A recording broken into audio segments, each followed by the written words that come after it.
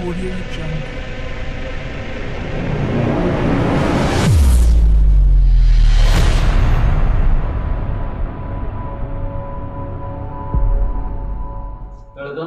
మొదటి పేతురు పత్రిక 3వ అధ్యాయము 9వ వచనం చదువుకుందాం. మొదటి పేతురు పత్రిక 3వ అధ్యాయము ఆశీర్వాదమునకు వారసులవుటకు మీరు పిలువబడితిరి గనుక కీడుకు ప్రతి కీడైనను దూషణకు ప్రతి దూషణయైనను చేయక దీవించుడి. దైవ తండ్రి, మీ వందనాలు. యేసుక్రీస్తు నామములో ప్రార్థిస్తున్నాం. ఈ సమయంలో మీ వాక్యం ధ్యానం చేస్తుండగా మీ దాసుని అంటున్నాను. మీ ఆత్మ చేత నింపండి, అభిషేకించండి, బలపరచండి. మీ గౌరవంగా వాడుకోండి తండ్రి. మీరు మాతో మాట్లాడండి. యేసు నామములో ప్రార్థించి స్తుతించి అడిగి వేడుకొంచున్నాం తండ్రి. ఆమేన్. ఇక్కడ మనం చదువుకున్నటువంటి ఈ యొక్క వాక్య భాగంలో ఆశీర్వాదమునకు వారసులవుటకు మీరు పిలువబడితిరి. మీరు ఆశీర్వాదానికి వారసులవుటకు మీరు పిలువబడితిరి. అంటే దేవుడు మనల్ని పిలిచాడు. దేనికి పిలిచాడు? ఆశీర్వాదానికి వారసులుగా ఉండడానికి దేవుడు మనల్ని ఆయన పిలిచాడు. అయితే ఆ ఆశీర్వాదాలు మనం పొందుకోవాలంటే ఎలా ఉండాలి అనేటువంటి విషయాన్ని కూడా కింద చెప్పుకొచ్చాడు. కింద వచ్చిన చూడండి. ఆశీర్వాదమునకు వారసులవుటకు మీరు పిలువబడితే కనుక కీడుకు ప్రతి కీడైనను దూషణకు ప్రతి దూషణయైనను చేయక దీవించుడి. చూసారా? దేవుడు మనలను పిలిచాడు. ఎందుకు పిలిచాడు? ఆశీర్వాదానికి వారసులవుటకు దేవుడు మనల్ని పిలిచాడు. అయితే మనం ఏం చేయాలంటే, ఎవరైనా మనము కీడు చేసినప్పుడు మనం తిరిగి వారికి మనం కీడు చేయకూడదు. ఆ విధంగా చేస్తే ఆశీర్వాదాలు పోతాయి. అర్థమవుతుందా? తర్వాత కీడుకు ప్రతి కీడైనను దూషణకు ప్రతి దూషణైనను చేయక దీవించుడి. వాడు దూషిస్తున్నా, వాళ్ళు కీడు చేస్తున్నా ఏం చేయాలంట? మనము వాళ్ళని దీవించాలి. అర్థమవుతుందా? కనుక వాళ్ళు మన కీడు చేస్తున్నారు కాబట్టి మనం కూడా వాళ్ళకి కీడు చేస్తాం. వాళ్ళు మనం కొట్టారు కాబట్టి మనం కూడా వాళ్ళని కొడతాం. వాళ్ళు మనం తిట్టారు కాబట్టి మనం కూడా వాళ్ళని తిడతాం. వాళ్ళు మనం దూషించారు కాబట్టి మనం కూడా వాళ్ళని దూషిస్తాం. వాళ్ళు మమ్మల్ని తిట్టారు కాబట్టి మనం కూడా వాళ్ళని తిడతాం అని అనుకుంటే ఆశీర్వాదాలు పోగొట్టుకున్న వారు అవుతాం. అందుకే అక్కడ రాశాడు, ఆశీర్వాదమునకు వారసులవుటకు మీరు పిలువబడితే కనుక కీడుకు ప్రతి కీడైనను దూషణకు ప్రతి దూషణయైనను చేయక దీవించుడి. ఇది కొంచెం కష్టంగానే ఉంటుంది కదా. అదే పాస్టర్ గారు వారు అటు మమ్మల్ని పెడతా ఉంటే, వారు మా మీదకి వేస్తూ ఉంటే, వారు మమ్మల్ని కొడతా ఉంటే ఎట్ట గమ్ముగా ఉంటాం పాస్టర్ గారు? ఎట్ట గమ్ముగా ఉండగా ఉండాల్సిందే. ఆ విధంగా ఉంటేనే నీకు దీవుల ఆశీర్వాదాలు. ఆ విధంగా ఉన్నటువంటి ఒక దైవజనుడిని, ఒక దేవుని బిడ్డను మీకు చూపించాలని ఆశపడుతుంది. అర్థమవుతుందా నేను చెప్పే మాటలు? మనము ఆశీర్వాదానికి వారసులుగా ఉండటానికి మనము పిలువబడ్డాం. కాబట్టి ఆ ఆశీర్వాదాలు మనం పొందుకోవాలంటే ఎవరైనా మనకు కీడు చేసినా మనం వాళ్ళకి కీడు చేయకూడదు. ఎవరైనా మనల్ని దూషించినా తిరిగి మనం వాళ్ళని దూషించకూడదు. మనం ఏం చేయాలంటే వాళ్ళని దీవించాలంట, ఆశీర్వదించాలంట వాళ్ళని. అంటే అన్నాడులే, దేవుడి మిమ్మల్ని దీవించును గాక. ఆ మాట అన్నప్పుడు కూడా మన హృదయంలో ఎంతో సంతోషం, మన హృదయంలో ఎంతో నెమ్మది, మన హృదయంలో ఎంతో ఆనందం ఉంటుంది. అర్థం అవుతుందా? వారు ఇలా చేశారు కాబట్టి మనం కూడా వాళ్ళు ఇక్కడ చేస్తున్నాం అంటే లోపల ఏం పెరుగుతాయి? కక్షలు, కుట్రలు, పగలు పెరుగుతాయి. అది మన ఆత్మీయ జీవితానికి నష్టం కలిగేటువంటిదిగా ఉంటుంది. కనుక ప్రియమైన దేవుని బిడ్డలారా, మన ప్రభువైనటువంటి యేసు క్రీస్తుని దూషించారు, ఆయన హింసించారు, ఆయన కొట్టారు, ఆయన బాధ పెట్టారు.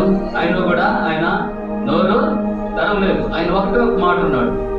ఏమన్నాడు? తండ్రి, మీరు ఏం చేస్తున్నారో మీరు ఎరుగురు కనుక వీరిని క్షమించు.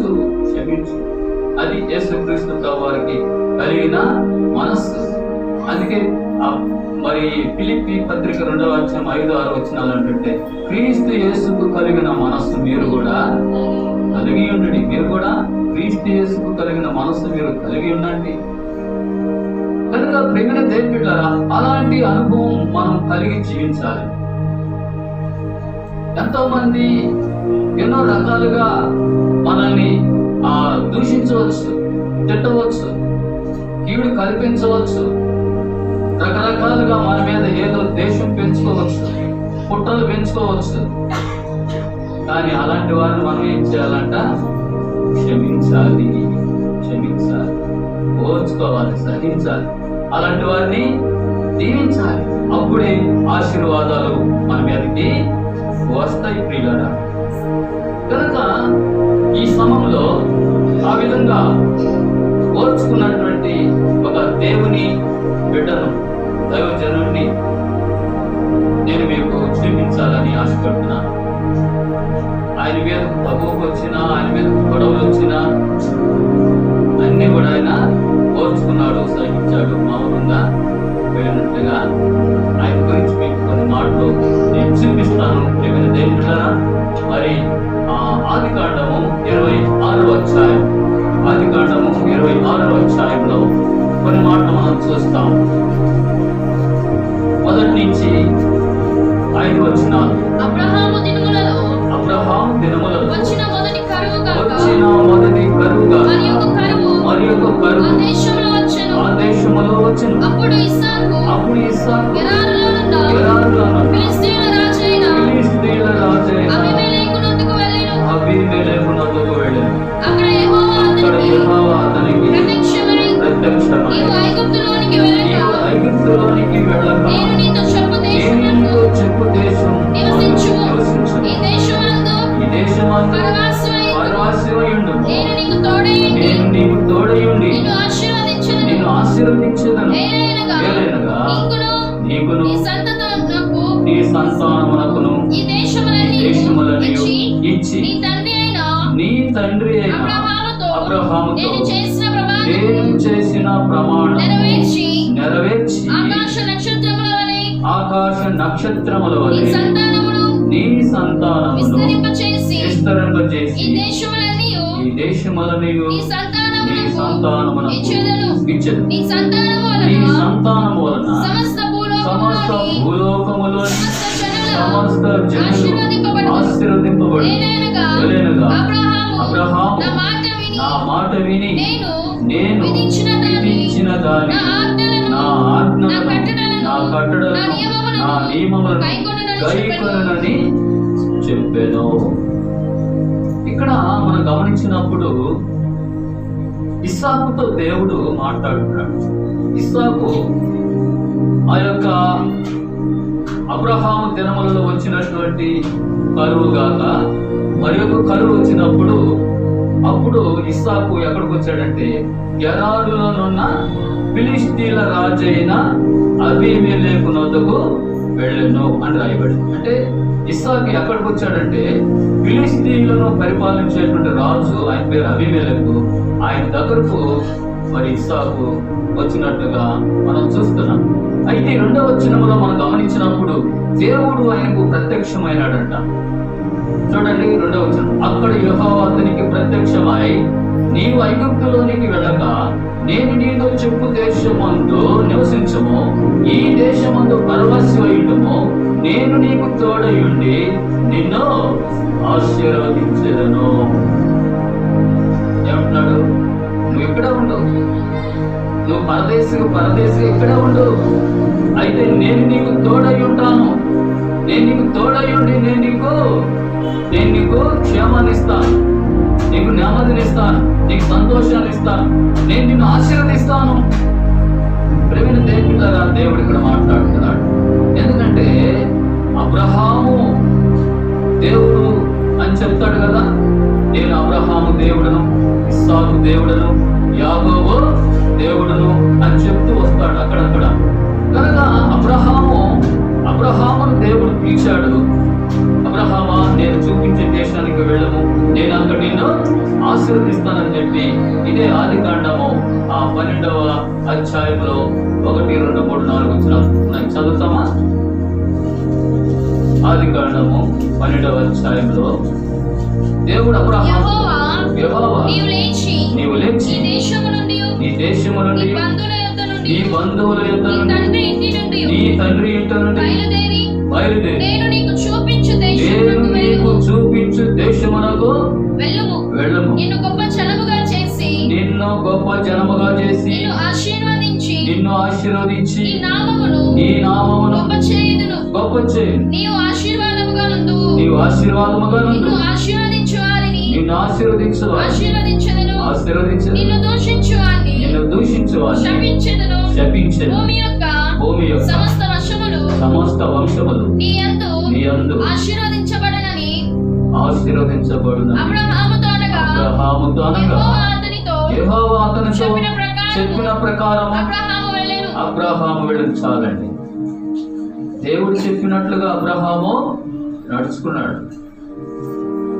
దేవుడు చెప్పినట్లుగా ఆ ప్రాంతాన్ని, అబ్రహాము నివసించే ఊరును వదిలిపెట్టి దేవుడు చూపించే దేశానికి వెళ్ళాడు. అక్కడ దేవుడు ఆయన్ని ఆశీర్వదించాడు. అక్కడక్కడ బలిపీఠాలు పెట్టాడు, అక్కడక్కడ మరి ప్రార్థన చేశాడు అబ్రహాము. అందుకే దేవుడు అబ్రహామును ఆశీర్వదించాడట. 13వ అధ్యాయం 1, 2 వచనాలు చూడండి. ఆదికాండము అబ్రహాము తనకు కలిగిన సమస్తము తన భార్య తనతో కూడా లోతును వెంటబెట్టుకొని ఐగుప్తులో నెగేబునకు వెళ్ళెను. అబ్రహాము వెండి బంగారం పశువులు కలిగి బహు ధనవంతుడై ఉండెను. అతడు ప్రయాణము చేయించు దక్షిణము బేతేలు వరకు అనగా బేతేలునకు హాయికి మధ్యగా తన గుడారము మొదట ఉండిన స్థలమునకు వెళ్ళి తాను మొదట బలిపీఠము కట్టిన చోట చేరించాలండి. చూసారా, అబ్రహాము దేవుడు చెప్పినట్లుగా అబ్రహాం బయలుదేరి వెళ్ళాడు. అబ్రహామును దేవుడు ఆశీర్వదించాడు. అందుకే వెండి బంగారము పశువులు బహు ధనము కలిగినటువంటి వాడుగా ఉన్నాడని ఆ 2వ వచనములో మనం చూడగలుగుతాం. కనుక దేవుడు అతన్ని ఆశీర్వదించాడు. ఎందుకని? దేవుడు చెప్పినట్లుగా నడుచుకుంటున్నాడు అబ్రహాం. ఇంకొక ప్రాముఖ్యమైనటువంటి విషయం చెప్పాలంటే, ఇస్సాకు పుట్టుక మునుపు అబ్రహాముకు దేవుడు వాగ్దానం చేశాడు. అబ్రహామును దేవుడు ఆశీర్వదించాడు, ఐశ్వర్యం ఇచ్చాడు, ఆస్తి ఇచ్చాడు, పశువులు, వెండి, బంగారము, ఆ పనివారిని ఇచ్చాడు. అయినా కూడా ఆయనకు సంతానం లేకుండా పోయింది. అందుకే 15వ అధ్యాయంలో, ఆదికాండం 15వ అధ్యాయంలో అంటాడు, దేవుడితో మాట్లాడతాడు అబ్రహాం, అయ్యా నాకు ఇంత ఆస్తి ఇచ్చావు, ఇంత ఐశ్వర్యం ఇచ్చావయ్యా, నాకు ఒక్క బిడ్డ కూడా లేడు. మా ఇంట్లో పనిచేసే పెద్ద దాసుడు ఎలియాజరే ఈ ఆస్తి అంతటికి వారసుడు అవుతాడయ్యా అని చెప్పి ఆయన దిగులు పడు. కాదు అబ్రహామా, అట్లా అనవద్దు. నీ గర్భములో ఒక శిశువు పుడతాడు, ఆయన పేరు ఇస్సాకు అని పెట్టబడుతుంది. ఆయనే నీ ఆస్తికి వారసుడు అని కూడా ఆయన చెప్పడం జరిగింది. సరే, ఇది ఇలాగుండగా దేవుడు చెప్పిన ప్రకారము అబ్రహాముకు దేవుడు సంతానాన్ని ఇచ్చాడు. ఆయనకు ఇస్సాకు అని పేరు పెట్టారు. తర్వాత కొద్ది రోజులు అయిపోయిన తర్వాత 22వ అధ్యాయంలో మనం గమనిస్తే, మరి అక్కడ అబ్రహాముతో దేవుడు మాట్లాడుతున్నాడు. అబ్రహామా, నీకు ఒక్కగాని ఒక కుమారుడిని నీవు నాకు బలిగా అర్పించు అని చెబుతాడు 22వ అధ్యాయంలో. ఆ సంగతులు జరిగిన తర్వాత దేవుడు అబ్రహాము పరిశోధించి ఎట్లనగా ఆయన అబ్రహామా అని పిలవగా అతడు చిత్తము ప్రభువా అనెను. అప్పుడైన నీకు ఒక్కడైయున్న నీ కుమారుని అనగా నీవు ప్రేమించు ఇస్సాకును తీసుకొని మోరియా దేశమునకు వెళ్ళి అక్కడ నేను నీతో చెప్పబోవు పర్వతములలో దాని మీద దహన బలిగా అతనిని అర్పించమని చెప్పిన చాలండి. దేవుడు అబ్రహాముతో చెప్పాడు, ఏమన్నాడు? అబ్రహామా, నీకు ఒకగానొక కుమారుడు ఇస్సాకుని నాకు బలిగా అర్పించు అన్నాడు. అప్పటికి కూడా అబ్రహాము చిత్తం ప్రభు అన్నాడు. శారమ్మకు చెప్పలేదు. పనులను తీసుకెళ్ళాడు, అడవిలోనికి వెళ్ళాడు, కట్టును నరుక్కున్నాడు, ఆ గాడిద మీద మోపాడు, నేరుగా వచ్చారు అడవి మోరియా పర్వతం దగ్గరికి వచ్చారు. వచ్చిన తర్వాత పని వాళ్ళని కింద పెట్టేశాడు అబ్రహాము. మరి మీరు ఇక్కడే ఉండండి, మేము దేవునికి బలి అర్పించేసి మేము తిరిగి వస్తాము అని వాళ్ళతో చెప్పడం జరిగింది. వాళ్ళు కింద ఉండిపోయారు, కట్టెలు ఇస్సాకు మీద పెట్టారు. తర్వాత ఇస్సాకు మీద పెట్టిన తర్వాత ఈ ఇస్సాకు అబ్రహాము ఇద్దరు నడుచుకుంటూ వెళ్తున్నారు కొండ మీదకి. అక్కడే మెట్లు అట్లాంటివి ఏం లేవు, చాలా జాగ్రత్తగా వెళ్ళాలి ఆ కొండ మీదకి. అప్పుడు ఇస్సాకు అంటాడు, తండ్రి నిప్పును మరి కట్టెలు ఉన్నాయి కానీ దహన బలికి గొర్రెపిల్లేది అంటే దేవుడే చూసుకుంటాడు అని చెప్తాడు. ఓహో అలాగా నాన్న అని చెప్పి అనుకొని నేరుగా కొండ మీదకి వెళ్ళిపోతారు. ఎంతో కష్టాలు పడి ఆడ బలిపీఠం కడతాడు, ఆడ కట్టెలన్నీ పేరుస్తాడు, ఇస్సాకును కారు చేతులు కట్టేస్తాడు. అప్పుడు అర్థమైపోద్ది ఇస్సాకుకి, మా నాన్న నన్నే చంపేసేదానికి, నన్నే బలించేదానికి, నన్ను మోసం చేసి నన్ను ఇక్కడికి తీసుకొచ్చాడని చెప్పేసి ఆయన అరుస్తాడు, కేకలేస్తాడు. అబ్రహాం పట్టుకుంటాడు, ఎట్టగట్టు పట్టుకొని ఆ యొక్క కట్టెల మీద పేర్చి కత్తి తీసుకొని ఆయన్ని చంపబోతే అప్పుడు దేవుడు మాట్లాడతాడు, అబ్రహామా దించి చెయ్యి దించు అంటాడు. సరే ఆ బిడ్డను ఏం చేయబాకు అంటాడు. అప్పుడు ఆ పొదలో ఉండేటువంటి ఆ పొట్టెలను తీసుకొని ఏం చేస్తాడు, ఆ కట్టెల మీద పెట్టి దాని దహన బలిగా దేని పెట్టారా? ఆ పొట్టెలు అనేటువంటిది మన ప్రభువైనటువంటి యేసుక్రీస్తు వారికి సాదృశ్యంగా మనం చూసుకుంటే ఆయన బలైపోయినాడు మన కోసం. ఆయన బలైపోయాడు కాబట్టి మనకు విడుదల వచ్చింది. అందుకే ఆ జంతువు అది బలైపోయింది కాబట్టి ఇస్సాకుకి విడుదల వచ్చింది ప్రియులారా. అదే రీతిగా ప్రభువైనటువంటి యేసుక్రీస్తు మన కొరకు సిలువలో ఆయన బలైపోయాడు కాబట్టి మనకు విడుదల, స్వేచ్ఛ, స్వాతంత్రం, పాపం నుండి విమోచన, విడుదల మనకు కలిగింది. కాబట్టి ఇక్కడ మనం గమనించినప్పుడు ఈ రీతిగా అబ్రహాము దేవుడు చెప్పిందల్లా ఆయన చేస్తూ వచ్చాడు. అందుకే అబ్రహాం అంటే దేవుడికి ఎంతో ఇష్టం. ఆ కింద వచ్చిన వాళ్ళు మనం గమనిస్తే దేవుడు అబ్రహాంతో మాట్లాడతాడు, అబ్రహామా, నీకు ఒకగాని ఒక కుమారుణ్ణి నీవు ఈయడానికి కూడా నీవు వెనక తీయలేదు. చూడండి 22వ అధ్యాయం ఆదికాండం 16వ వచనం, నీకు ఒక్కడే అయ్యున్న నీ కుమారుని వెనుక తీయక ఈ కార్యం చేసినందున నేను నిన్ను ఆశీర్వదించి ఆకాశ నక్షత్రముల వలన సముద్ర తీరమందరి ఇసుక వలన నీ సంతానము నిత్యముగా విస్తరింపజేసేదను. నీ సంతతి వారు తమ శత్రువుల గమని స్వాధీనపరుచుకుందరు. మరియు నీవు నా మాట వినినందున భూలోకములోని జనములనియు నీ సంతానము వలన ఆశీర్వదింపబడినని నా తోడని ప్రమాణం చేసిన యెహోవా సెలవిచ్చెను. కాబట్టి ప్రియమైన చేసి పెట్టారు అబ్రహాము. దేవుడు ఏది చెప్పినా కూడా అబ్రహాము చేసేటువంటి వాడు. అబ్రహాం అంటే దేవుడికి చాలా ప్రేమ అబ్రహాం. అందుకే అబ్రహాముని దేవుడు దీవించాడు, ఆశీర్వదిస్తూ ఉంచాడు.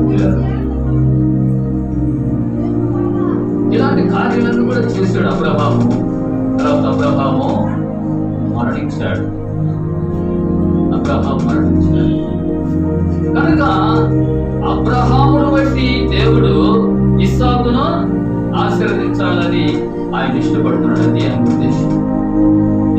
బట్టి, అబ్రహామును బట్టి ఇస్సాకును దేవుడు ఆశీర్వదించడానికి ఇష్టపడ్డాడు. అందుకే దేవుడు ఆయనతో మాట్లాడుతున్నాడు. ఏమని మాట్లాడుతున్నాడు? ఈ దేశమందు పరవాసివయుండుమో నేను నీకు తోడయుండి నిన్ను ఆశీర్వదించదును అని ఆదికాండం 26వ అధ్యాయము 3వ వచనములో దేవుడు మాట్లాడడం మనం చూస్తున్నాం. ఈ దేశమందు పరవాసివయుండుమో నేను నీకు తోడయుండి నిన్ను ఆశీర్వదించు, నీకును నీ సంతానమును ఈ దేశములను ఇచ్చి నీ తండ్రైన అబ్రహాముతో నేను చేసిన ప్రమాణం నెరవేర్చి ఆకాశ నక్షత్రముల వలె నీ సంతానమును విస్తరింపజేసి ఈ దేశములను నీ సంతానమునకు ఇచ్చెదను. నీ సంతానము వలన సమస్త భూలోకములోని సమస్త జనులు ఆశీర్వదింపబడుదురు. ఏలైనగా అబ్రహాము నా మాట విని నేను విధించిన దాన్ని, నా ఆజ్ఞలను, నా కట్టడలను, నా నియమములను గైకొనునని చెప్పినది. అబ్రహామును బట్టి ఇస్సాకును దేవుడు ఆశీర్వదిస్తూ వచ్చాడు. తల్లిదండ్రులను బట్టి, తల్లిదండ్రులు దేవుని మాట విని ఆయన ఆజ్ఞ అనుసరించి ఆయన చిత్తాన్ని జరిగించినప్పుడు తల్లిదండ్రులను బట్టి దేవుడు ఏం చేస్తాడు? బిడ్డలను కూడా ఆశీర్వదిస్తాడు. అందుకే చెప్తున్నాడు, అబ్రహాము నా మాట విని దాని ప్రకారము నా కట్టలను, నా ఆజ్ఞ, నా నియమాలను ఆయన కైకొన్నాడు. కాబట్టి అబ్రహామును బట్టి నేను నిన్ను ఆశీర్వదిస్తానని చెప్పి దేవుడు చెప్పాడు. సరే, ఇప్పుడు దేవుడు చెప్పినట్లుగానే ఇస్సాకును దేవుడు ఆశీర్వదిస్తూ వచ్చాడు. చూడండి 12వ వచనం, అదే అధ్యాయము 12వ వచనం. ఇస్సాకు ఆ దేశమందున్న వాడై విత్తనము వేసి ఆ సంవత్సరము నూరంతలు ఫలము పొందెను. యెహోవా అతనిని ఆశీర్వదించును కనుక ఆ మనుషుడు గొప్పవాడైను. అతడు మిక్కిలి గొప్పవాడగు వరకు క్రమముగా అభివృద్ధి పొందుచు వచ్చెను. అతనికి గొర్రెలు ఆస్తియు, గొడ్ల ఆస్తియు, దాసులు గొప్ప సమూహం కలిగినందున ఫిలిష్తీయులు అతని యందు అసూయ పడిరి. చూసారండి, దేవుడు ఇస్సాకును ఎంతగా ఆశీర్వదించాడు. చూడండి, మళ్ళా చదువుతాడు. ఇస్సాకు ఆ దేశమందున్న వాడై విత్తనము వేసి ఆ సంవత్సరము నూరంతలు ఫలము పొందెను. అంటే విత్తనము వేసినప్పుడు దాని పంట, దాని ప్రతిఫలం ఎవరిస్తారండి? దేవుడు ఇస్తాడు. కొంతమంది పంటలు వేస్తారు కానీ పండవు, నష్టం వచ్చేస్తుంది. కనుక ఇక్కడ మనం గమనించినప్పుడు ప్రియులారా, ఇస్సాకు విత్తనం వేసినప్పుడు దేవుడు అతనికి నూరంతల ఫలము ఇచ్చాడు. తర్వాత యెహోవా అతనిని ఆశీర్వదించెను కనుక ఆ మనుష్యుడు గొప్పవాడాయెను. దేవుడు చెప్పినట్లుగానే ఇస్సాకుని ఏం చేశాడంటే ఆశీర్వదించాడు. దేవుడు ఆశీర్వదించాడు కాబట్టి అతడు గొప్పవాడైపోయాడు. కాబట్టి దేవుడు మనల్ని కూడా ఆశీర్వదిస్తాడు. ఆశీర్వాదానికి వారసులుగా ఉండడానికి దేవుడు మనల్ని పిలిచాడు. సరే, ముందుకు వెళ్దాం. అక్కడ చూస్తే 13వ వచనంలో అతడు మిక్కిలి గొప్పవాడగు వరకు క్రమముగా అభివృద్ధి పొందుచు వచ్చెను. క్రమక్రమముగా అతడు అభివృద్ధి పొందుచు వచ్చాడు. తర్వాత 14వ వచనంలో అతనికి గొర్రెల ఆస్తియు, గొడ్ల ఆస్తియు, దాసులు గొప్ప సమూహమును కలిగినందున ఫిలిష్తీయులు అతని యందు అసూయ పడిరి.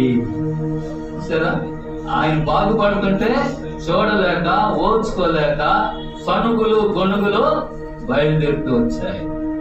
నిజంగా ఒక వ్యక్తి బాగుపడుతున్నప్పుడు, ఒక వ్యక్తి డెవలప్ అవుతున్నప్పుడు, ఒక వ్యక్తి అభివృద్ధి పొందుతున్నప్పుడు అనేక మంది ఓర్చుకోలేరు. అసూయ. మేమేమో ఇట్టే ఉన్నామే, వాళ్ళు చూస్తే పెద్దవాళ్ళు అయిపోతున్నారే, వాళ్ళు ధనవంతులు అయిపోతున్నారే, వారు డబ్బు కలిగిన వాళ్ళు ఆస్తు అన్ని కూడా ఇల్లులన్నీ కూడా సంపాదించుకుంటున్నారు, మేమేమి ఇట్టే ఉన్నామే అని చెప్పి అనుకొని అసూయ పడేవాళ్ళు చాలా మంది ఉన్నారు.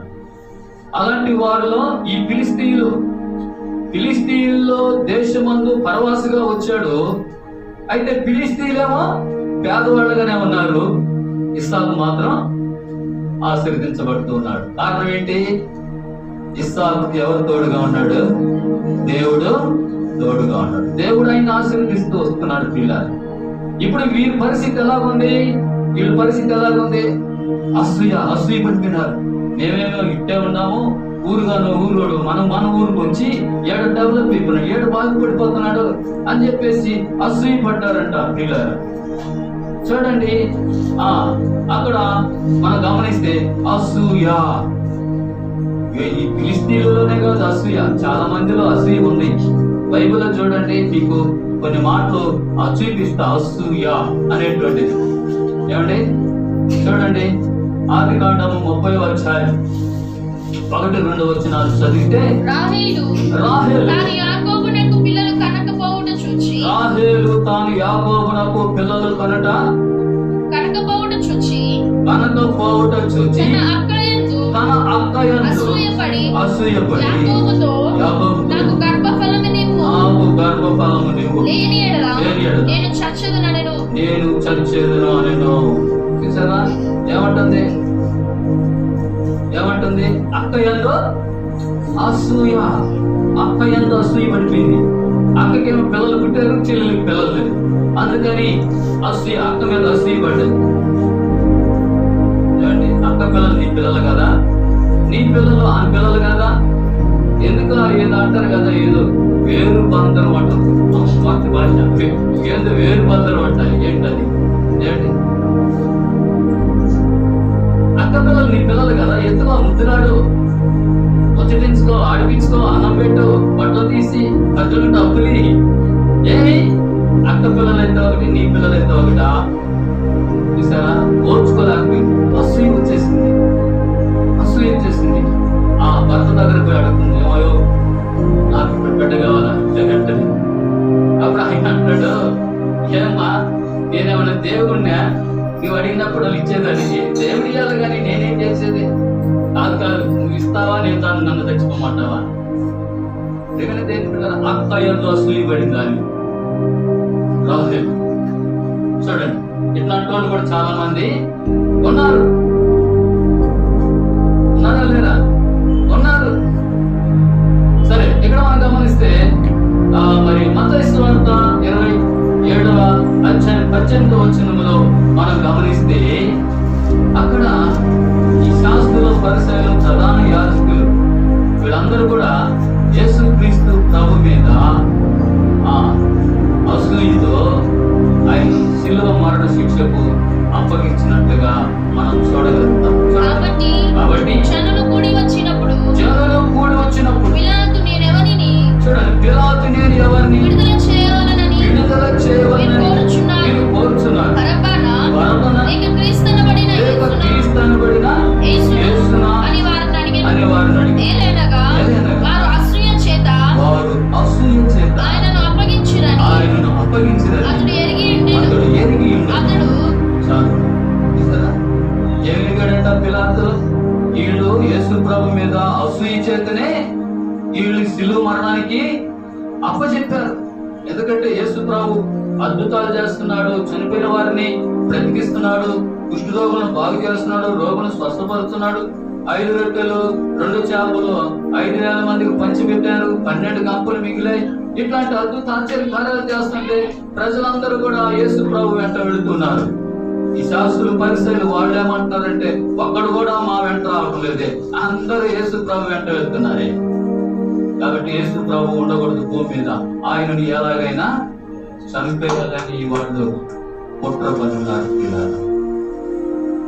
అది యేసు ప్రభు మీద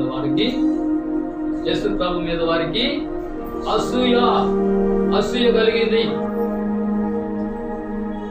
కనుక ప్రియమైన దేవుని బిడ్డలారా, ఇక్కడ మనం గమనించినప్పుడు యేసుక్రీస్తు ప్రభు వారి మీద వారికి అసూయ కలిగినప్పుడు ఆ అసూయను బట్టి యేసు ప్రభును శిలువకు వారు అప్పగించినట్లుగా మనం చూడగలుగుతూ వస్తుంటున్నాం.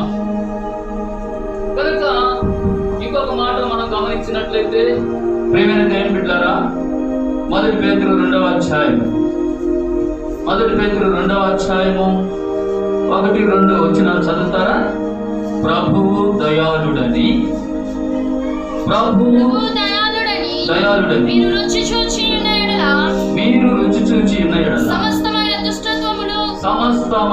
దుష్టత్వము సమస్తమైన కపటము వేషధారణ అసూయ సమస్త దూషణ మాటలను మాని క్రొత్తగా జన్మించిన శిశువులను పోలిన వారు నిర్మలమైన వాక్యము రక్షణ విషయములో ఎదుగు నిమిత్తం ఆ పాలను అపేక్షించుడి.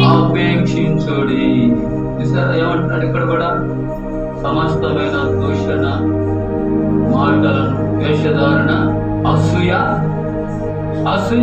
వదిలిపెట్టండి. అసూయ పడబాకండి, అసూయను వదిలిపెట్టుకోండి. సమస్త దూషణ మాటలు మానుకోండి.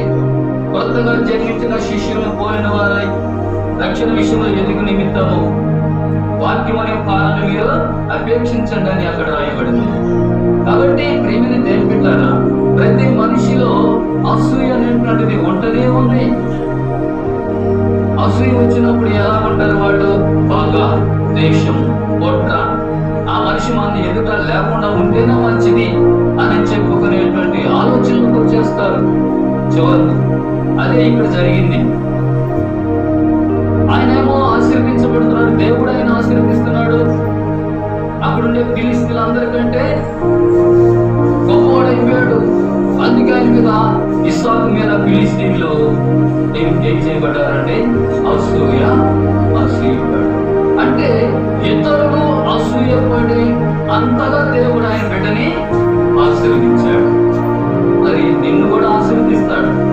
ఎందుకంటే దేవుడు చెప్పినట్లుగా నీవు ఎప్పుడైతే నడుచుకుంటావో, దేవుని కట్టడలను అనుసరించి ఎప్పుడైతే నడుచుకుంటావో, దేవుడు నిన్ను ఆశీర్వదిస్తాడు.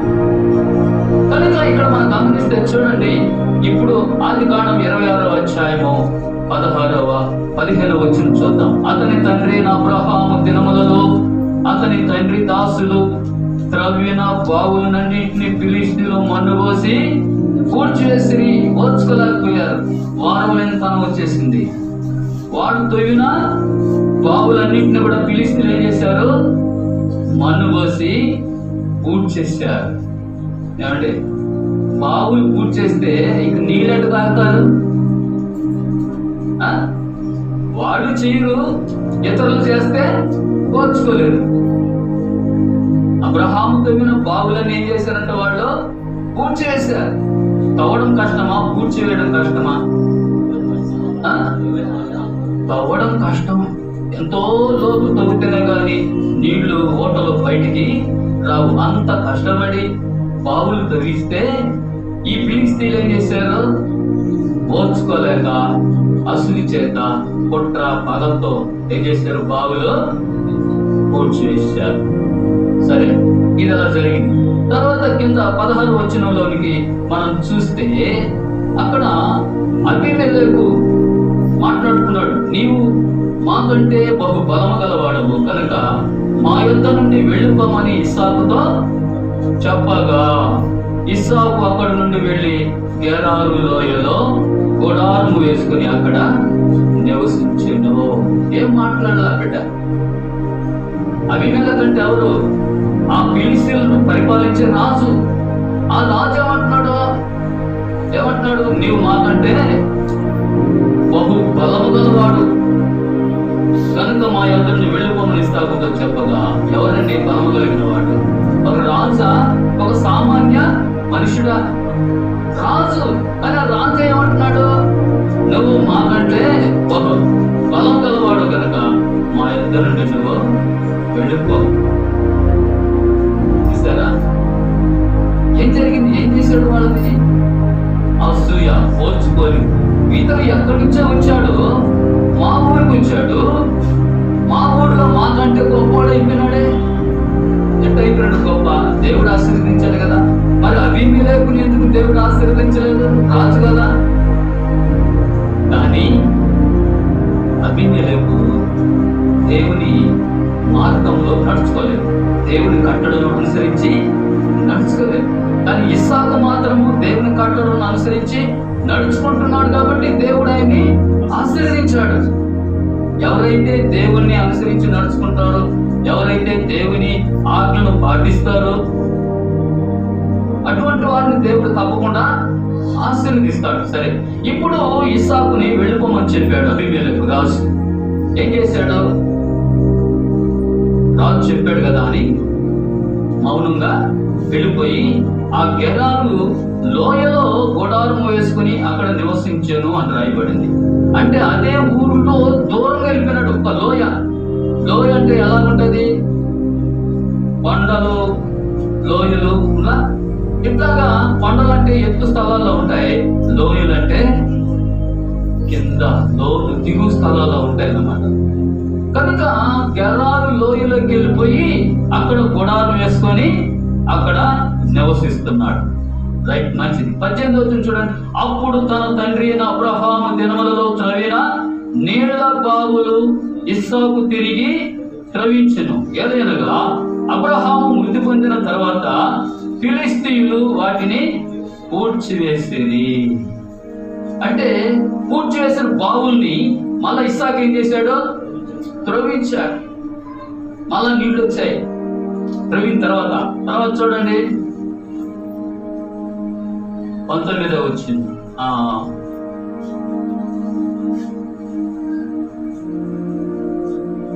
అతడు తన తండ్రి వాటికి పెట్టిన పేళ్ల చొప్పున తిరిగి వాటికి పేళ్లు పెట్టాను. 19వ వచ్చింది. మరియు ఇస్సాకు దాసులు ఆ లోయలో త్రవగా జలలు గల నీళ్ల బావి దొరికెను. అప్పుడు గెరారు కాపర్లు ఇస్సాకు కాపర్లతో జగడమాడి ఈ నీరు మాది అని చెప్పిరు కనుక వారు తనతో కలగించినందున అతడు ఆ బావికి ఏషేకాను పేరు పెట్టాను. ఇక్కడ మనం గమనిస్తే గెరారు లోయలో బావులు తవ్వినప్పుడు అక్కడ కూడా ఏం జరిగినాయి? నీళ్లు వచ్చాయి. అయితే ఈ గెరారులో ఉండే వాళ్ళు ఏం చేశారు? అవి ఈ నీళ్లు మావి, ఈ బావి మాది అని జులుం చేసి వాళ్ళ మీద తిరగబడి జగడం చేసి గందరగోళం సృష్టించి ఆ బావులు వాళ్ళు స్వాధీనము చేసుకున్నారు. 21వ వచనం. వారు మరి యొక్క బావి త్రవ్వినప్పుడు దాని కొరకును జగడమాడేది కనుక దానికి షిత్నా అను పేరు పెట్టాను. ఏం చేశారంట? అక్కడ జగడానికి వచ్చారు వాళ్ళు. ఎవరు వాళ్ళు? ఫిలిష్తీయులు. గెరారులో ఉండేవాళ్ళు. ఎవరి మీదకి జగడాలకు వచ్చారు? వాళ్ళు ఇస్సాకు మీదకి, ఇస్సాకు పనివారి మీదకి జగడాలకు వచ్చారు. ఇప్పుడు ఇస్సాకు ఏమన్నా? అయ్యా, మేము జగడాలు ఆడేవాళ్ళం కాదయ్యా, మేము దేవుని బిడ్డలం. ఏమంట? మేము దేవుని బిడ్డలం అండి, మేము జగడాలు ఆడేవాళ్ళం కాదు, వాడేలాగా జగడాలు వేసేవాళ్ళం కాదు మేము. తీసుకో మీ బావి. చూడండి ఎంత ఓర్పు, ఎంత సహనము. అందుకే కీడుకు ప్రతి కీడు చేయవద్దు, దూషణకు ప్రతి దూషణ చేయవద్దు అని మనం చదువుకున్నాం కదా. మీరు ఆశీర్వాదానికి వారసులుగా ఉండడానికి పిలువబడ్డారు కనుక కీడుకు ప్రతి కీడు చేయకూడదు, దూషణకు ప్రతి దూషణ చేయకూడదు. అందుకే ఇస్సాకు వాడు కీడు చేసిన ఇస్సాకు వాడికి కీడు చేయలేదు, వదిలేశాడు. తీసుకోండి బాగా కదా, తీసుకోండి, దేవుడు ఇంకోటి ఇస్తాడు మాకు. అందుకే ప్రియమైన దేవుని బిడ్డలారా చూడండి 21వ వచనంలో వారు మరి యొక్క బావి త్రవ్వినప్పుడు దాని కొరకును జగడమాడిని కనుక దానికి షిత్నాను పేరు పెట్టెను. అతడు అక్కడి నుండి వెళ్ళి మరి యొక్క బావి త్రవ్వించెను. దాని విషయమై వారు జగడమాడలేదు కనుక అతడు ఇప్పుడు యెహోవా మనకు ఎడమ తలుపు చేసి ఉన్నాడు కనుక ఈ దేశమందు అభివృద్ధి పొందుదమనుకొని దానికి రహబోతు అను పేరు పెట్టెను. చూసారండి, దేవుని బిడ్డలంటే అలా ఉండాలి. ఓర్చుకున్నాడా? సహించుకున్నాడా? జగడమాడా? ఇస్సాకు లే, జగడమాడలా, వదిలేశాడు, వాళ్ళకి వదిలేశాడు. దేవుని బిడ్డలు జగడాలాడేవాళ్ళు కాదు, వీధులకి కలిసేవాళ్ళు కాదు.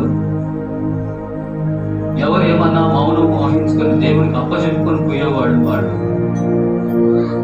అలాంటి వారు ఇతరులకు ఎలా కనిపిస్తారంటే చులకతనంగా కనిపిస్తారు. వాళ్ళు ఏం చేస్తారు, వాళ్ళు ఏం చేస్తారు? మనం వాడినట్టు జగడాలు వాళ్ళు ఆడతారా? మనం తగులు వేసినట్టు వాళ్ళు తగు వస్తారా? ఎవరుంటారు వాళ్ళకి సపోర్ట్? ఎందుకు లేరు? దేవుడు లేడా సపోర్ట్? ఏమండి, దేవుడు సపోర్ట్ లేడా? ప్రేమనే దేవుని బిడ్డారా. కనుక దేవుని బిడ్డల మీదకి ఎవరైనా వస్తే దేవుడే వాళ్ళని చూసుకుంటాడు. అందుకనే ఇస్సాకు మౌనం అయిపోయి ఉన్నాడు. ఇక్కడ మనం గమనిస్తే ప్రియమైన దేవుని బిడ్డారా, చూడండి మరి 22 వచనం, అతడు అక్కడి నుండి వెళ్ళి మరి ఒక బావి త్రవించెను, దాని విషయమై వారు జగడమాడలేదు కనుక అతడు ఇప్పుడు యెహోవా మనకు ఎడమ కలుగ చేస్తున్నాడు కనుక ఈ దేశమందు అభివృద్ధి పొందుదాం అనుకొని దానికి రహబోతును పేరు పెట్టాను. అక్కడి నుండి అతడు బయలుదేరి బయర్షెబాకు వెళ్ళెను. ఆ రాత్రియే యెహోవా అతనికి ప్రత్యక్షమై, నేను నీ తండ్రి అయిన అబ్రహాము దేవుడను, నేను నీకు తోడై ఉన్నాను కనుక భయపడకుము, నా దాసుడైన అబ్రహామును బట్టి నేను ఆశీర్వదించి నీ సంతానమును విస్తరింపజేసేదనని చెప్పాను. ఏమంటున్నాడు దేవుడు? ఇస్సాకుకి ధైర్యం చెప్తున్నాడు. ఇస్సాకు భయపడవాకు, వాళ్ళు నీ మీదకు వస్తున్నారని, వాళ్ళు నీ మీదకు జగడానికి వస్తున్నారని, వాళ్ళు నీ మీదకు యుద్ధానికి వస్తున్నారని, నాకెవరు లేరని అనుకోవద్దు, భయపడవాకు. నేను నీకు తోడై ఉన్నాను, నేను నీకు తోడుగా ఉన్నాను, నేను నిన్ను ఆశీర్వదిస్తాను. అందుకంటున్నాడు, నా దాసుడైన అబ్రహామును బట్టి నిన్ను ఆశీర్వదించి నీ సంతానమును విస్తరింపజేసేదనని చెప్పాను. ఎవరిని బట్టి? తండ్రిని బట్టి, అబ్రహామును బట్టి ఇస్సాకుని దేవుడు ఆశీర్వదిస్తున్నాడు. సరే, 25 వచనం, అక్కడ అతడు ఒక బలిపీఠమును కట్టించి యెహోవా నామమున ప్రార్థన చేసి అక్కడ తన గుడారము వేసెను. అప్పుడు ఇస్సాకు దాసులు అక్కడ బావి త్రవిరి. అంతటా అబీమెలెకును అతని స్నేహితుడైన అహజతును అతని సేనాధిపతి అయిన ఫీకోలును గెరారు నుండి అతని యొద్దకు వచ్చిరి. ఏం చేశారంట? మళ్ళా ఇస్సాకు దగ్గరకు వచ్చారు, జగడాలు ఆడారు, గొడవలు వేసుకున్నారు. మరలా ఎక్కడికి వచ్చారు? ఇస్సాకు దగ్గరకు వచ్చారు. చూడండి 26 వచనం, అంతటా అబీమెలెకును అతని స్నేహితుడైన అహజతును అతని సేనాధిపతి అయిన ఫీకోలును గెరారు నుండి అతని యొద్దకు వచ్చిరి. వాడు వచ్చినప్పుడు ఇస్సాకు అంటున్నాడు, ఎందుకు వచ్చారా మీరు మరలా ఎందుకు వచ్చారు నా దగ్గరికి? నువ్వు పొమ్మన్నావు కదా, మీ మధ్యలో నుండి పొమ్మన్నావు కదా, దూరం వెళ్ళిపోమన్నావు కదా, నేను దూరంగా వచ్చేసాను కదా, మరలా ఎందుకు వచ్చారు మీరు నా దగ్గరికి అని అడుగుతుంటే అప్పుడు వాళ్ళు చూడండి 27 వచనం, ఇస్సాకు, మీరు నా మీద పగబట్టి మీ యొద్ద నుండి నన్ను పంపివేసిన తర్వాత ఎందు నిమిత్తము నా యొద్దకు వచ్చినారని వారిని అడిగాడు. మీరు నన్ను తరిమేశారు కదా, నేను నా పాటికి నేను వచ్చేసాను కదా, మరలా నా దగ్గరికి ఎందుకు వచ్చారయ్యా, నాతో మీకేం పనయ్యా అని అడుగుతూ ఉండడాన్ని మనం చూస్తున్నాం.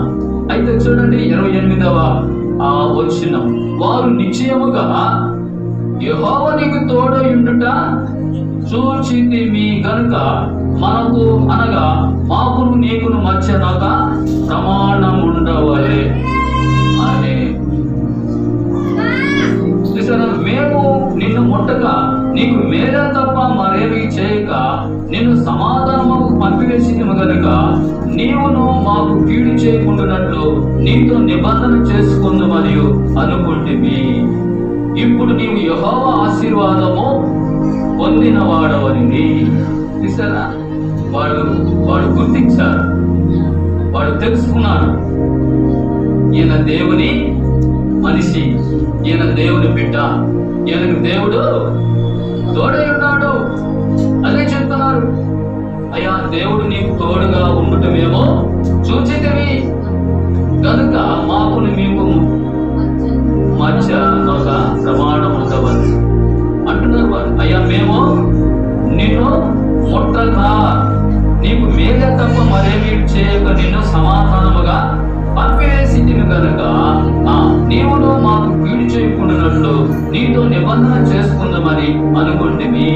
ఇప్పుడు నీవు యెహోవా ఆశీర్వాదము పొందినవాడు అనేది గుర్తిరిగారు వాడు. అయ్యా దేవుడు నీకు తోడుగా ఉన్నాడు, నువ్వు దేవుని బిడ్డవి, అందుకే దేవుడిని ఆశీర్వదించాడు. కాబట్టి మేము మీ మీదకు తప్పు వచ్చినా జగడానికి వచ్చినా మేము మిమ్మల్ని ముట్టలేదు కదయ్యా అని మనవాళ్ళు సమాధానం వచ్చారు. ఏమంటే ఎందుకంటే దేవుని బిడ్డల జోలికి వస్తే దేవుడు ఊరుకుంటాడా? వాళ్ళకి తెలియచేస్తాడు సత్యమేంటో న్యాయమేంటో దేవుడు వాళ్ళకి తెలియజేస్తాడు.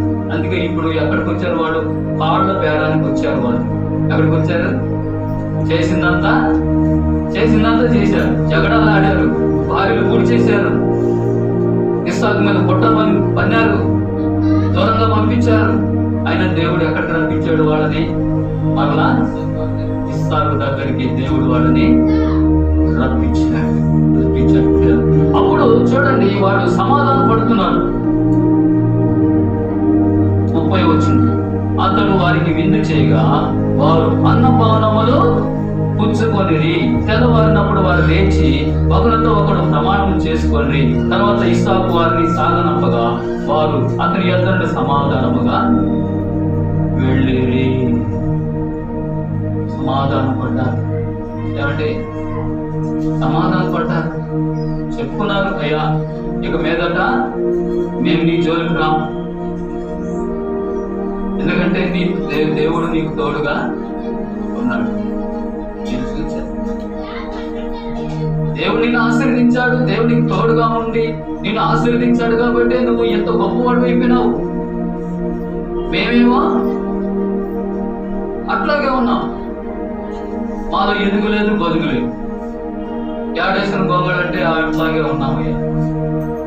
కానీ దేవుడు నీకు తోడుగా ఉన్నాడు కాబట్టి, దేవుడు నిన్ను ఆశీర్వదించాడు కాబట్టి నువ్వు గొప్పవాడైపోయావు. దేవుడు నీకు తోడుగా ఉంటాడని మేము చూచాం. ఎందుకంటే మేము నీ మీదకి జగడానికి వచ్చినా, నీ మీదకి గొడవలకు వచ్చినా, కొట్లాటకు వచ్చినా, మీకు ఎంతో నష్టం చేసినా నువ్వు మాత్రమో మమ్మల్ని ఏమీ అనలేదు, నోరెత్తి ఒక మాట కూడా అనలేదు. నీవేనయ్యా దేవుని బిడ్డ ఉంటే. దేవుడికి తోడుగా ఉన్నాడు కాబట్టి నీకు మేము కీడు చేసిన దేవుడికి మేలే చేస్తూ వచ్చాడు.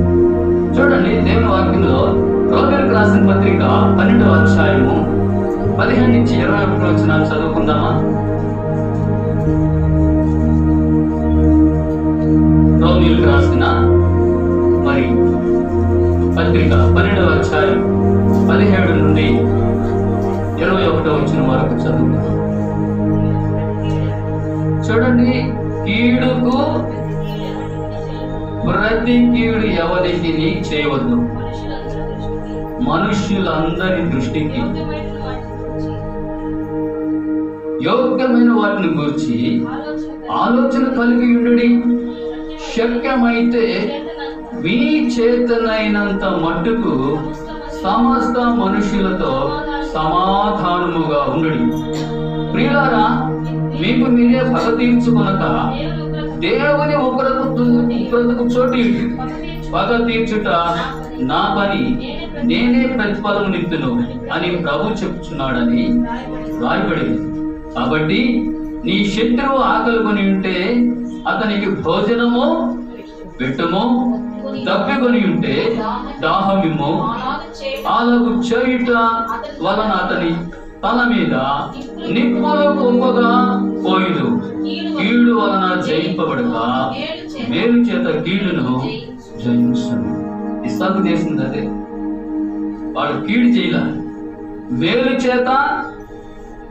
చేత కీడును జయించాడు ఇస్సాకు. అర్థమవుతుందా పిల్లరా? ఇస్సాకు మీదకి జగడాలకు వచ్చారు, కొట్లాట్లకు వచ్చారు, గొడవలకు వచ్చారు. ఈ బావి మాదే అన్నారు, ఈ స్థలం మాదే అన్నారు, ఈ ఊరు మాదే అన్నారు. నువ్వు ఎక్కడి నుంచో వచ్చినాడు, పరదేశంగా వచ్చామన్నారు. ఎన్నో బాధలు పెట్టారు ఇస్సాకుకి. అయినా కూడా దేవుడు ఇస్సాకుని ఏం చేశాడమ్మా? ఆశీర్వదించాడు. అందుకే ఇక్కడ మనం చెప్తున్నాను, నేను చదువుతాను. రోమపత్రిక 12వ అధ్యాయము 17 వచనం. కీడుకు ప్రతి కీడైనను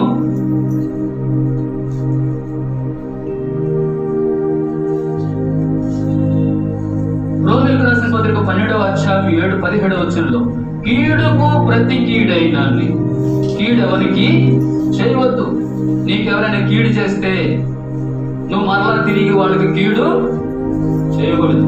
నువ్వు నిజమైన దేవుని బిడ్డవైతే. ఇస్సాకు కీడు చేసిన వాళ్ళు ఆయన దేవుని బిడ్డ కాబట్టి వాళ్ళకి తిరిగి మరలా వాళ్ళకి కీడు చేయలేదు ఇస్సాకు. అందుకే చెప్తాడు, కీడుకు ప్రతి కీడు ఎవరికి నీకు చేయవద్దు, మనుషులందరి దృష్టికి యోగ్యమైన వాటిని గురించి ఆలోచన కలిగి ఉండడి. 18వ వచనం, శక్యమైతే మీ చేతనైనంత మట్టుకు సమస్త మనుషులతో సమాధానముగా ఉండడి. శక్యమైతే మీ చేతనైనంత మట్టుకు ఎలా ఉండాలంట? సమస్త మనుషులతో సమాధానముగా ఉండడు. సమాధానంగా ఉండదు, విరుద్ధ భావంగా ఉండకూడదు, వ్యతిరేకంగా ఉండకూడదు. ఎందుకు తెలుసా? నీ మీద ఇంకొకరికి సాడీలు చెప్తారు. బాగుండేంత వరకు అక్క అక్క అంటారు, లేదా అన్న అన్న అంటారు, బాధ్యతలు కట్టి పెడతారు, ఇల్లు తోలికి పెడతారు, బాగుంటారు. ఎక్కడైనా పెడిసిందంటే ఏం చేస్తారండి? ఏళ్ళ మీద చాడీలు చెప్తారు. ఆ యొక్క మీద ఈ యొక్క చాడీలు చెప్తుంది, ఈ యొక్క మీద ఆ యొక్క చాడీలు చెప్తారు, లేదా ఆ యొక్క మీద ఈ అన్న చాడీలు చెప్తారు. ఎందుకని? వారిద్దరికి పడలేదు, గిట్టలేదు కనుక. అందుకే చెప్తాను, దేవుని వాక్యం ఏం చెప్తుందంటే రోమపత్రిక 12:18 శక్యమైతే మీ చేతనైనంత మట్టుకు సమస్త మనుషులతో సమాధానముగా ఉండడి. అని సమాధానంగా ఉండాలనుకోండి, నీ మీద సాడీలు చెప్పరు. ఎందుకని? ఎందుకు చెప్పరు సాడీలు? బాగున్నారు కదా, ఒక్కరో పెట్టింది అనుకో, నువ్వు మొహం తిప్పుకున్నావు అనుకో, నీ మీద చాడీలు చెప్తారు. 2 కల్పిస్తారు, 3 కల్పించి చెప్తారు. వాళ్ళ బ్రెయిన్ వాష్ చేస్తారు, వాళ్ళ మనసును చెడగొడతారు, నీతో బాగుండే వాళ్ళని కూడా విడగొడతారు. అవునా? అట్ట ఆ చెప్పిన వాళ్ళు వచ్చి అడుగుతాం వాళ్ళని అడగరు, వాళ్ళు చెప్పిందా పడుకుంటారు. చెప్పుడు మాటలు వింటూ ఎప్పటికీ చేయడంట. ఏమంటే ఎవరు ఎటువంటి వాళ్ళు అనేది తెలుసుకోవాలి. కనుక అందుకే ఇక్కడ ఏం చెప్తుంది దేవుని వాక్యం? ఏం చెప్తున్నంటే సత్యమైతే మీ చేతనైనంత మట్టుకు సమస్త మనుషులతో సమాధానముగా ఉండండి. ప్రియులారా, మీకు మీరే పగ తీర్చుకొనక దేవుని ఉగ్రతకు చోటీయుడి. పగ తీర్చడం నా పని, నేనే ప్రతిఫలమునిత్తునని ప్రభువు చెప్పుచున్నాడని రాయబడింది. కాబట్టి నీ శత్రువు ఆకలిగొంటే అతనికి భోజనము పెట్టుము. శత్రువే, అతడు మనకి ఎంతో కీడు చేశాడు, మన మీద చాడీలు చెప్పాడు, మన మీద ఎన్నో నేరాలు మోపాడు. శత్రువే అయినా కూడా ఏం చేయాలంట? అతన్ని పిలిచి వారికి భోజనం పెట్టాలంట. పెట్టరండి అట్లా పెట్టరు. చాలా మంది విరుద్ధంగా చూస్తారు. కానీ దేవుని వాక్యం ఏం చేస్తుందంటే, కాబట్టి నీ శత్రువు ఆకలికొని ఉంటే అతనికి భోజనం పెట్టుము, తప్పికొని ఉంటే దాహమేమో. అలాగే చేయటం వలన అతని తల మీద నిప్పులు గొప్పగా పోయిను. ఇదేంటి బలే ఉంది? ఇది అన్నం పెట్టి నీళ్ళు ఇస్త్రీ నిప్పులు పోసేది తల మీద, ఇదేంటండి? అంటే దాని అర్థం ఏంటంటే, శత్రువుకు నువ్వు అన్నం పెట్టినప్పుడు ఆ శత్రువు ఏమనుకుంటాడంటే, నేను ఆ యొక్కకి ఎంత కీడు చేశాను, ఎంత నష్టం కలిగించాను, వారి మీద జగడాలకు పోయినాను, తగులకు పోయినాను, అయినా కూడా అక్క నన్ను ప్రేమించి అన్నం పెట్టిందే అని లోపల అది నిప్పులు వేయడం. అంటే నువ్వు తీసుకొని పొయ్యిలో నిప్పులు తీసుకొని ఒక ప్లేట్లో తట్టలో తీసుకొని అన్నం పెట్టినట్టు పెట్టి నీళ్లు పెట్టినట్టు పెట్టి ఉండక అని చెప్పి పోయి ఆ ప్లేట్లో నిప్పులు తీసుకొని తల మీద పోస్తే నీకు ఉండగలరా? ఉండలేదు. అది కాదు, దాని అర్థం అది కాదు. శత్రువు ఆకలి ఉన్నప్పుడు నువ్వు అన్నం పెట్టినప్పుడు వాళ్ళ హృదయం కరిగిపోద్ది, వాళ్ళ మనస్సు కరిగిపోద్ది, వారిలో ఉండే శత్రుత్వము పోతుంది. శత్రువులు కూడా దేవుడు ఏం చెప్పాడు? శత్రువులు కూడా మిత్రులుగా చేస్తాడని చెప్పాడు కదా దేవుని వాక్యంలో.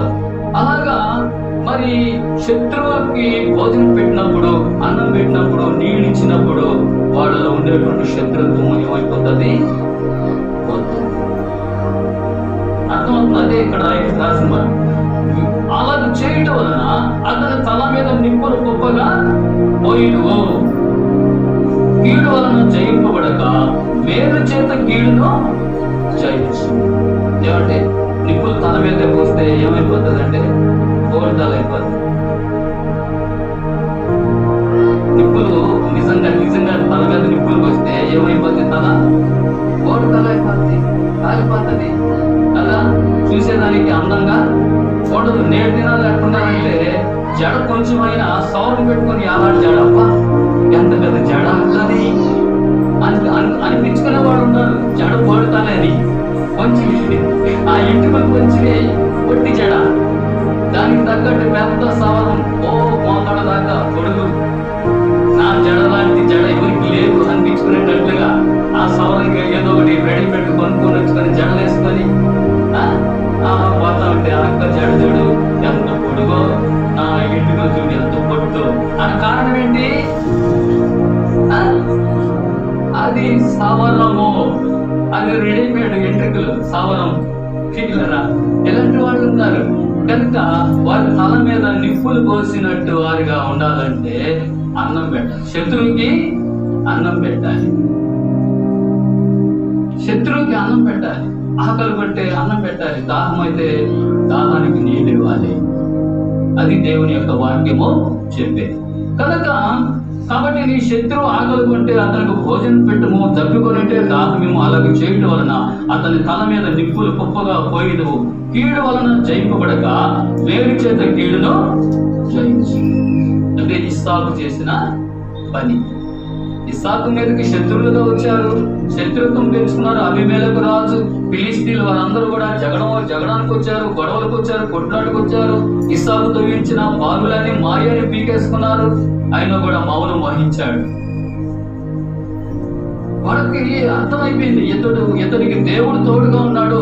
మనం ఎన్ని పడుతున్నా తిడుతున్నా ఏమి అతనికి ఎంతో నష్టం చేస్తున్నా కూడా అతను మనం ఏమంటాం లేదు. అతను మౌనంగా ఉంటున్నాడు. పైగా మనకంటే అతను ఆశీర్వదించబడుతున్నాడు, అన్ని ఆయనకే సమకూర్చబడుతున్నాయి. కాబట్టి ఇతనికి దేవుడు తోడుగా ఉన్నాడు. అందుకే ఇతను ఆశీర్వదించబడుతున్నాడు. ఆయన జోలికి మనం పోగొట్టు అతనితో సమాధాన పడతాం, క్షమాపణ అడుగుదాం, సమాధాన పడదాం అని ఇస్సాకు దగ్గరికి వచ్చి వాళ్ళు క్షమాపణ సమాధాన పడ్డారు. అసలు ఏం చేశాడంటే ఇస్సాకు వాళ్ళకి ఏం చేశాడంటే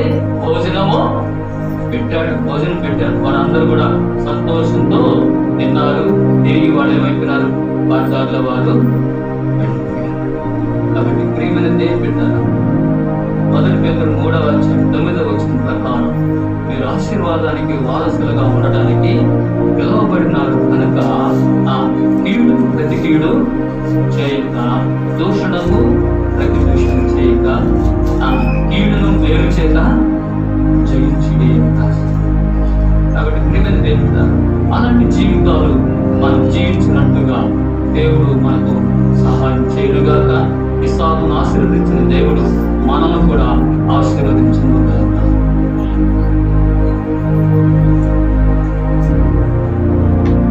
తండ్రి మీ వందనాలు, యేసుక్రీస్తు నామములో ప్రార్థిస్తున్నాం. అయినా ఇంతకటి వాక్యాన్ని జీవితాన్ని కలుగ చేసి మీ నామానికి మహిమ తెచ్చుకోండి ప్రభా. నైనా మరి ఎవరైతే ఈ వాక్యం వింటున్నారో, ఎవరైతే ఈ వాక్యాన్ని విన్నారో వారందరినీ దీవించి ఆశీర్వదించి మీ నామానికి మహిమ తెచ్చుకోండి. మీ కట్టడలు, మీ ఆజ్ఞలు పాటించే వారిగా ఉండడానికి సహాయం దయచేయండి. ఇస్సాకు లాంటి జీవితం ప్రతి ఒక్కరు కూడా మీరు అనుగ్రహించి మీ నామానికి మహిమ తెచ్చుకోమని యేసుక్రీస్తు నామములో ప్రార్థించి స్తుతించి అడుగు వేడుకుంటున్నాం తండ్రి. మన తండ్రి అయిన దేవుని ప్రేమయు, ప్రభు అయిన యేసుక్రీస్తు వారి కృపయు, పరిశుద్ధాత్మ దేవుని అన్యోన్య సహవాసం ఇప్పుడు ఎల్లప్పుడు మనకు ఆయన బిడ్డలందరికీ సదాకాలముతోడై ఉండునుగాక. ఆమేన్.